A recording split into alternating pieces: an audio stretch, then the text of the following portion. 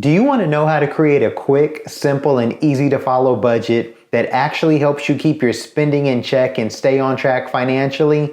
If so, this video is for you. Let's hop right in. First, I want you to get a pencil and paper so that you can follow along. Now, the point of a budget is to keep your spending inside of a set of guidelines. And for the purpose of a budget, those guidelines are your income. So the first thing you're going to write down at the top is what is your take-home income after taxes and deductions. This is the amount that is deposited into your account each month. So go ahead and write that down. I'm also going to be building a budget as an example as we go through this video. And for the sake of my example, this person's take-home income is $8,000 each month after taxes and deductions. Your next step is to list your fixed expenses. These are things that you need every month in order to survive, and they typically don't change much. Some examples of some common fixed expenses could include rent or mortgage, utilities, transportation, phone, food, insurance, debt repayment, home maintenance, personal care, and pet care. These are must-haves. These are things that you have to have every month. So on your paper, I want you to go ahead and list those out right now. For the example that I'm building, this person's fixed expenses are rent of $2,500,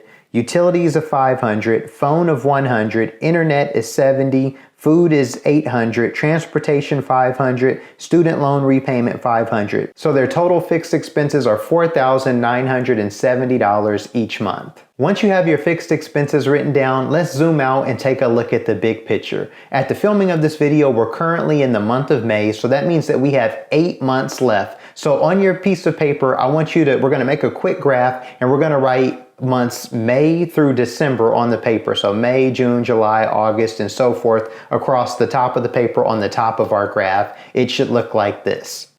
Next, under each month, write your bring home income after taxes.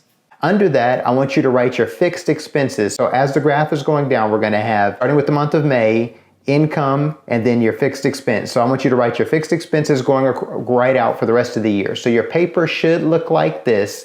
Once you get done, I want you now to subtract your income from your fixed expenses, and this is going to give us what your miscellaneous spend is for each month. And I want you to write this all the way out from May through December, and then I want you to write out all of the totals. So in our example, this person brings home $8,000 after taxes and deductions. So from May through December for the next 8 months, that means that they're going to bring in a total of $64,000. Their fixed expenses are $4,970, and since they have those same fixed expenses for the next 8 months, that means that they're going to have a total of fixed expenses of $33,760. And now we're going to subtract $8,000 from $4,970, which will tell us how much money they have each month for their miscellaneous spend. And so for this person, they have $3,030. As you see how the graph is set up, I also have the totals on the far end set up. So May through December, they have a total of $64,000.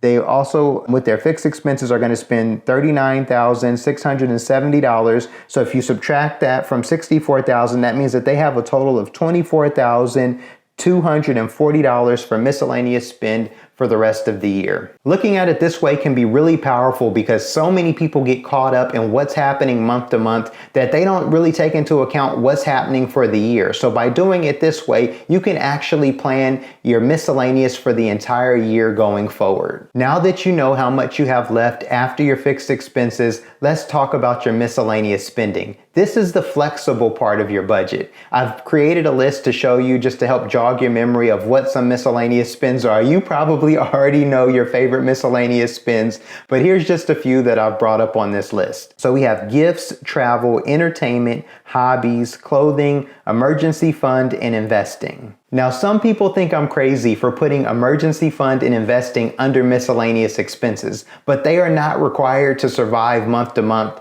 like the fixed expenses you have listed above are. When you have an emergency fund and when you invest, this is actually a choice that you make. So you have to actually choose to build your emergency fund and you have to choose to invest the same way you would choose to go on vacation or spend money on any other thing that you're excited about. Going back to our example, this person has $3,030 of miscellaneous spending each month, and they choose to allocate their spending like this. Each month they make an extra payment towards their student loans of $500. They contribute $1,000 to their vacation savings account. They invest in non-retirement $700. And they also have an eating out and entertainment budget of $830. So this is a total of $3,030, their entire miscellaneous spend. As you can see, every dollar has been accounted for in this budget.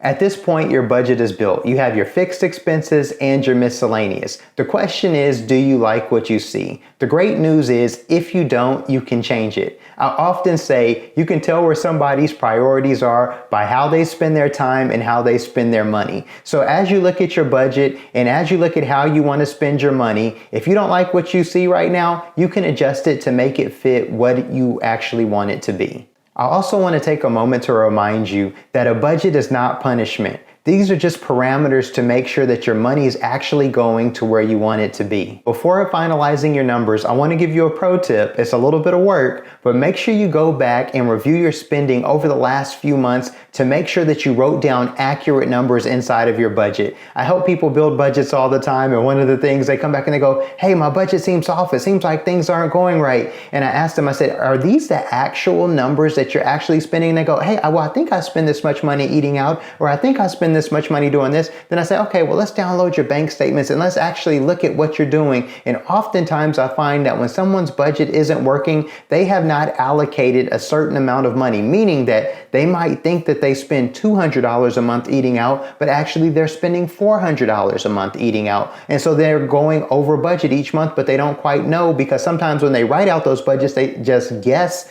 what they're writing. You know, like, oh, I think I spend this much on this. I think I spend this much money on this. But you should go back and look at each month and see how much money you've spent. And some months are different than others. So maybe take an average of 3 months and then write that number down and then check it to make sure you're on track. My wife and I, we track our budget. We go through it we call it Money Monday. And so we do it every Monday. And we just go through and look at our spending for the week to make sure that we're staying on track with our goals. And each month we go, okay, this month we spent this much. This month we spent this much. This month we spent this much. What was different between the months? You know, some months maybe we went on vacation, so we had a little bit less in groceries, but we had more eating out.